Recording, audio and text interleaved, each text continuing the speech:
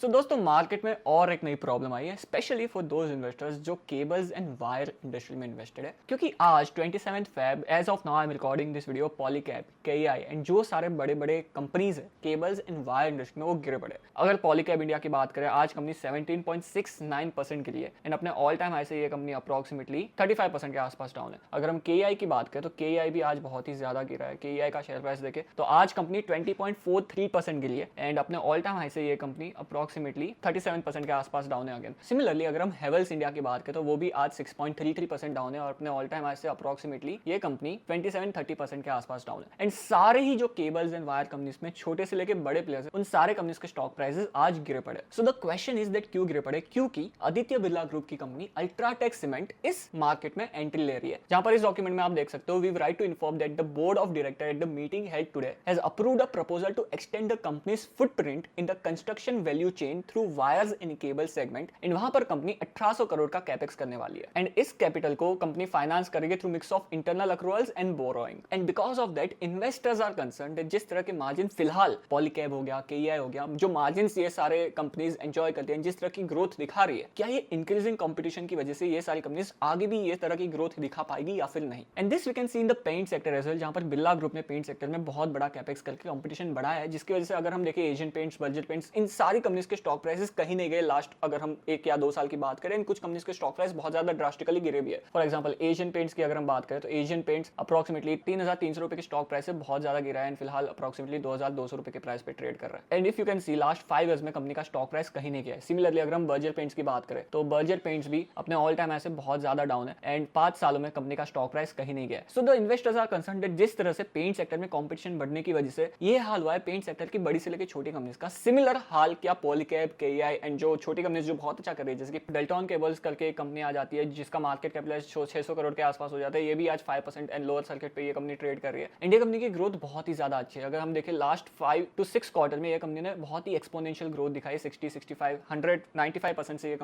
Company अपनी sales को grow कर रही है। So the thing is that क्या similar kind of situation arise हो सकती है जैसे पेंट सेक्टर में हुआ वैसे केबल्स एंड वायर सेक्टर में भी रिपीट नाउ, एंड इसकी वजह से जो इन्वेस्टर्स है वो वरीड है एंड ये सारे कंपनीज के शेयर्स आज गिरे पड़े हुए हैं। But now I would like to share my thoughts about this particular scenario and what could happen in the near future, वो मैं आप सबके साथ डिस्कस करना चाहूंगा and this is my thoughts my analysis and जितना मुझे नॉलेज है केबल्स एंड वायर स्पेस में वो नॉलेज मैं आप सबके साथ शेयर कर रहा हूँ। जहां पर if you see paint sector में जो सारी कंपनीज थी वो सब कंपनीज के जो पी रेशियोज थे वो बहुत ही ज्यादा एलिवेटेड लेवल पे ट्रेड कर रहे थे। अगर हम एशियन पेंट्स की बात करें तो एशियन पेंट्स का पी रेशियो कंसिस्टेंटली 90-100 के आसपास ट्रेड कर रहा था and because of the increasing competition ये पी रेशियो एंड पी की डी रेटिंग हुई है जिसकी वजह से फिलहाल कंपनी का पी रेशियो 46-48 टाइम्स के आसपास ट्रेड कर रहा है। सिमिलरली अगर हम बर्जर पेंट्स की बात करें तो बर्जर पेंट्स का भी पी रेशियो बहुत ही ज्यादा एलिवेटेड था जो अप्रोक्सीमेटली 80-85 के लेवल पे के आसपास ट्रेड कर रहा था। In covid times it was like 143-144 के आसपास एंड फिलहाल ये कंपनी का पी रेशियो 50-55 टाइम्स के आसपास ट्रेड कर रहा है। सो ये सारी कंपनीज को मार्केट बहुत ही ज्यादा पी रेशियो दे रहा था, बहुत ही ज्यादा वैल्यूएशन दे रहा था एंड बिकॉज ऑफ दैट जब मार्केट में कंपटीशन बढ़ी, it's not just like competition बढ़ गई एंड मार्केट ने इन सारी कंपनीज को डीरेट कर दिया, the growth is also not there in all these paint companies. So अगर हम बर्जर पेंट की बात करें तो क्वार्टरली बेसिस पे कंपनी की सेल्स 3%, 0%, 2% के आसपास ग्रो हो रही है जो पहले 20-25-30% के आसपास ग्रो हो रही थी। Similar kind of situation is there with Asian Paints as well, जहां पर एशियन पेंट्स क्वार्टरली बेसिस पे डी ग्रो हो रहा है -5%, -6%, -2%, जहां पर पहले 20-25% की ग्रोथ एशियन पेंट्स भी दिखा रहा था। Even though Asian Paints have a huge market share in Indian paint sector and yearly basis पे इफ यू कैन सी 2% की ग्रोथ दिखाया है लास्ट ईयर में एशियन पेंट्स ने। So if the valuation are very high तो market उस valuation के पीछे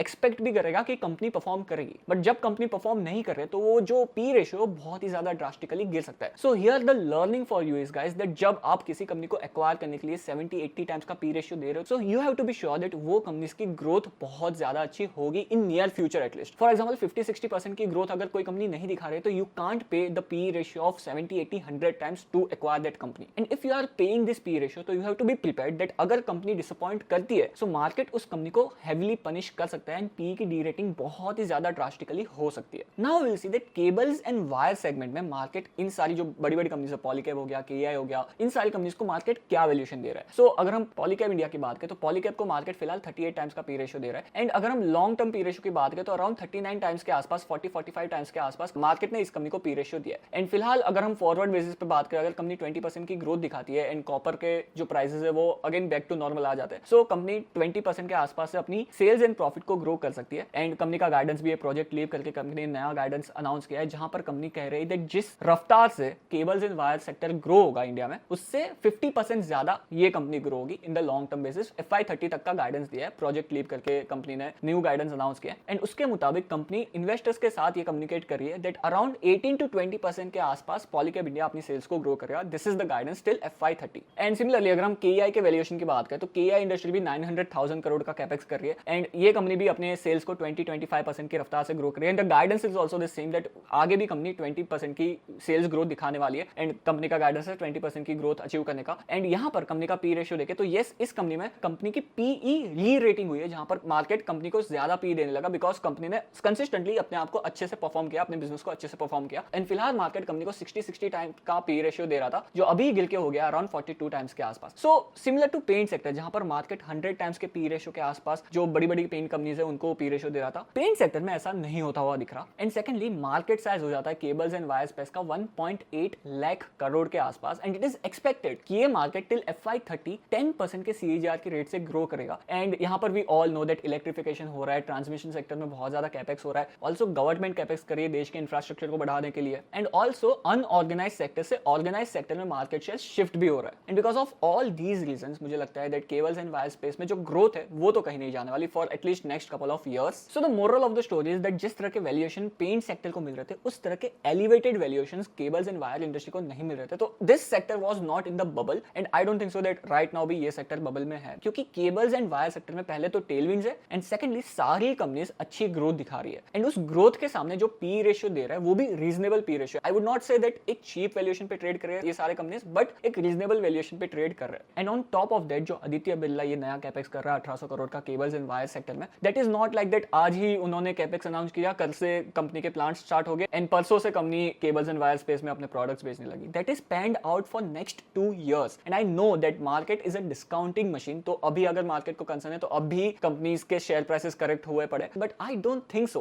कि इतना ज्यादा प्रॉब्लम हो सकता है अनटिल अनलेस बहुत ज्यादा सप्लाई बढ़ जाए इस मार्केट में एंड सारे ही जो बड़े बड़े प्लेयर्स है वो बड़े बड़े कैपेक्स के साथ बड़े बड़े प्लांट्स खोलने लगे and cables and wire sector में सप्लाई बहुत ज्यादा बढ़ जाए और डिमांड बहुत ज्यादा कम हो जाए। But I think that India का cables and wire sector 10 to 12% से ग्रो होता रहेगा for at least next 5 years and on top of that जो जिस तरह से पॉलीकैब KEI एंड बाकी कंपनीज ग्रोथ दिखा रही है, पॉलीकैब का गाइडेंस है 20% से अपनी सेल्स को ग्रो करने का, KEI का गाइडेंस है 20% से अपनी सेल्स को ग्रो करने का, Polycab is also doing capex जहां पर हर साल 1000 करोड़ के कैपेक्स करने की गाइडेंस दी है पॉलीकैब ने and KEI is also doing the capex 900 से 1000 करोड़ के आसपास। So I think that cables and wire space में still the growth story is intact and जो कंपटीशन बढ़ रहा है, yes there is no doubt that competition बढ़ रहा है but I don't think so that जिस तरह से मार्केट रिएक्ट कर रहा है इतना ज्यादा इंपैक्ट होगा इस नए कैपेक्स से, इस नए प्लेयर के मार्केट में इस सेक्टर में घुसने से। But at the end these are my thoughts and these are based on my assumptions. क्या होता है वो हमें आगे देखना पड़ेगा and we have to take a call accordingly कि किस तरह से ग्रोथ होती है इन सारी कंपनीज की एंड किस तरह से डायनामिक्स चेंज होते हैं in the near future. But these are my thoughts and I hope that ये वीडियो ने आपको कुछ हेल्प किया होगा if you are interested in this particular sector और you are invested in these companies as well. On that note guys, thank you for watching this episode. For more such kind of videos, subscribe to this channel and मिलते हैं next episode में, तब तक के लिए goodbye.